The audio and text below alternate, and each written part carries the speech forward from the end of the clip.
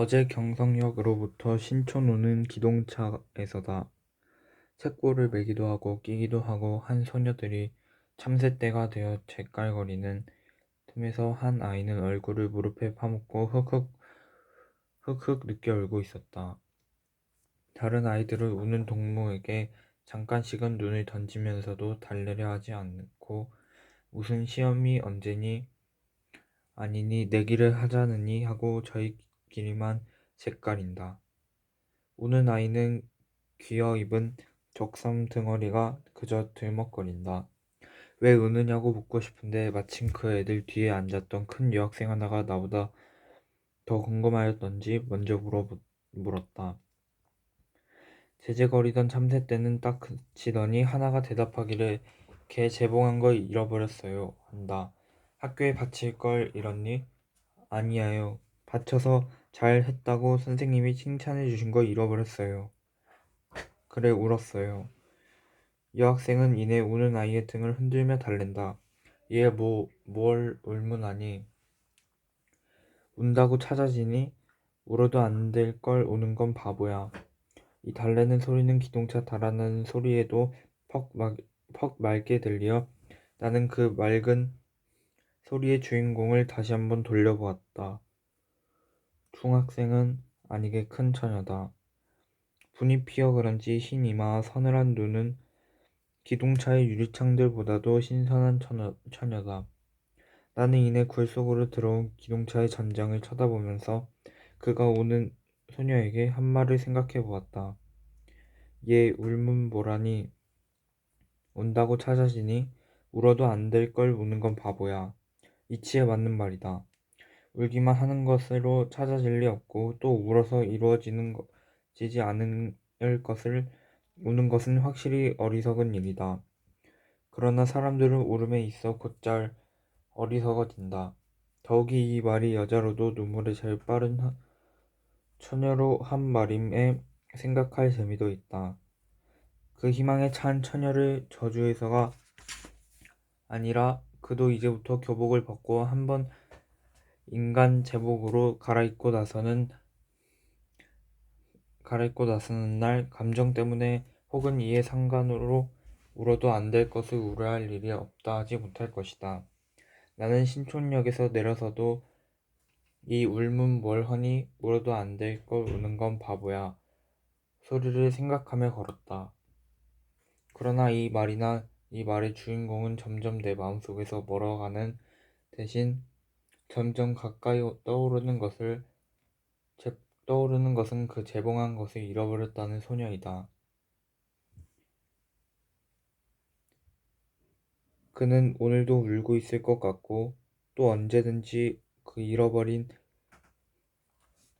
조그마한 자기 작품이 생각날 때마다 서러울 것이다. 등허리를 조각조각 기워 입은 것으로 보아 색 헝겊한 오리를 한 오리 쉽게 얻을 수 있는 아이는 아니었다. 어머니께 주르고 동무에게 얻고 해서 무엇인지 모르나 구석을 찾아 앉아 동생을 보지 않는다고 꾸지람을 들어가며 정성껏 솜씨껏 마르고 호고 감추고 했을 것이다. 그것이 여러 동무의 것을 제쳐놓고 선생님의 칭찬을 차지하게 될 때 소녀는 세상 일에 그처럼 가슴이 뛰어본 적은 일찍이 없을 것이다. 이제 하악만 하면 어서 가지고 집으로 가서 부모님께도 좋은 끝수 받은 것을 자랑하며 보여드리려던 것이 그만 없어지고 말았다. 소녀에게 있어선 결코 작은 사건이 아니오. 작은 슬픔이 아닐 것이다. 나도 작품을 덜어 읽어보았다.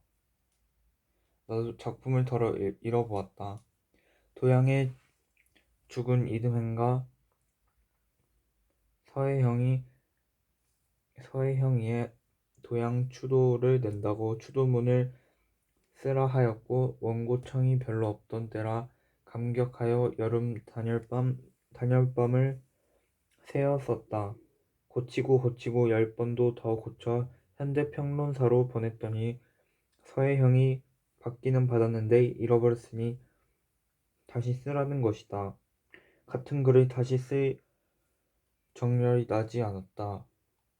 마지못해 다시 쓰기는 썼지만 아무래도 처음에 썼던 것만 못한 것 같아 찜찜한 것을 참고 보냈다.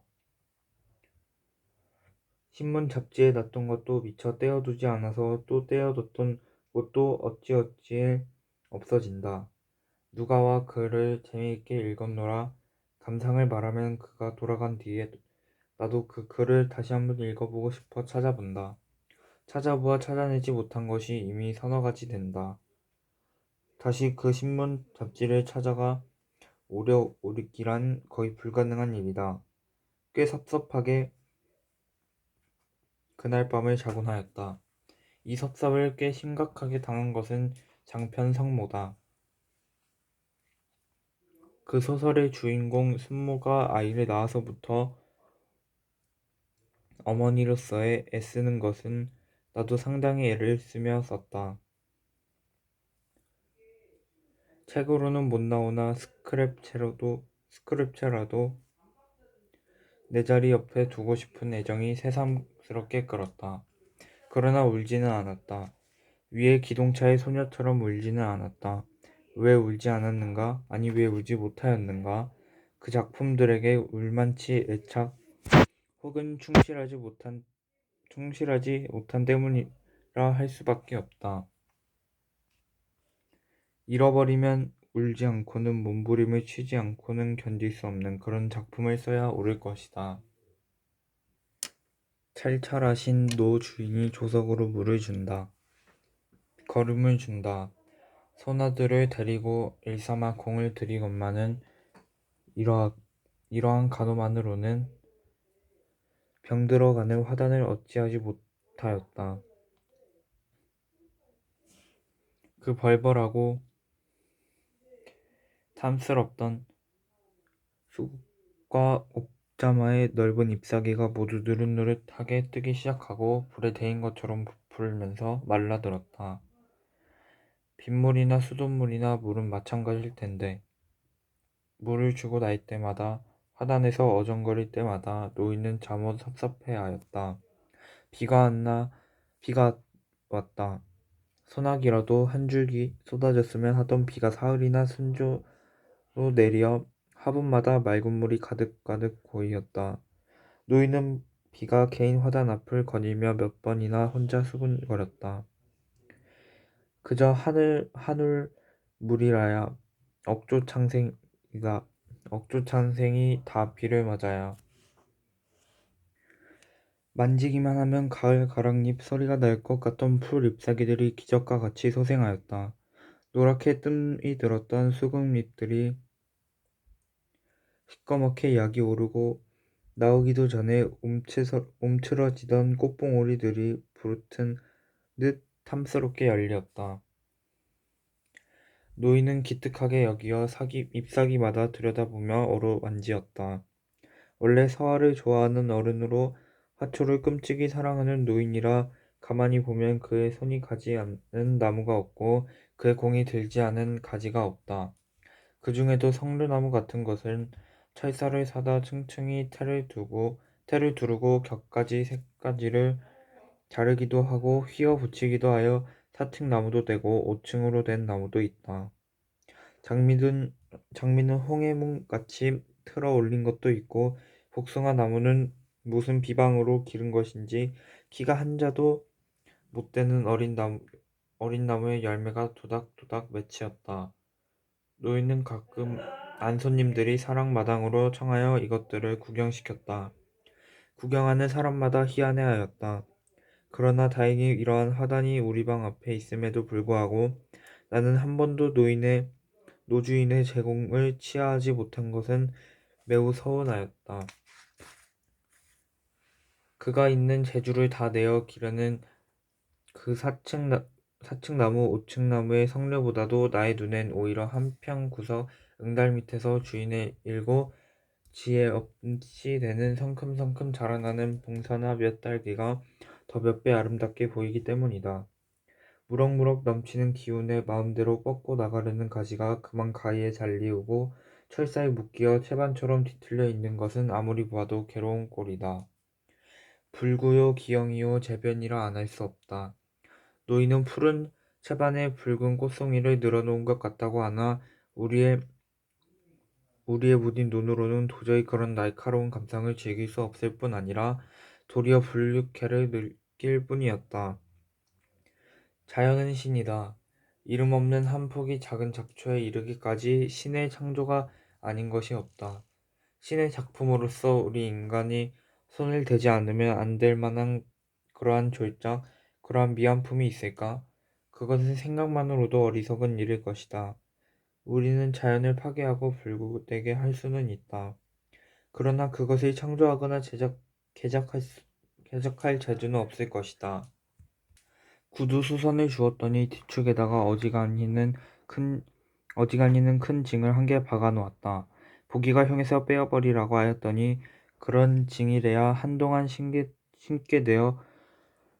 되고 무엇이 어쩌고 저쩌고 하며 수다를 피는 소리가 듣기 싫어 그대로 신기는 신었으나 점잖지 못하게 저벅저벅 그 징이 땅바닥에 부딪히는 금속성 소리가 심히 귓막에 역했다.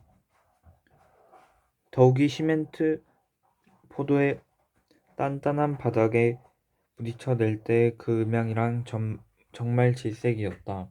또그닥또그닥 이건 흡사 사람이 아닌 말발굽 소리다. 어느 날 초어스름이었다.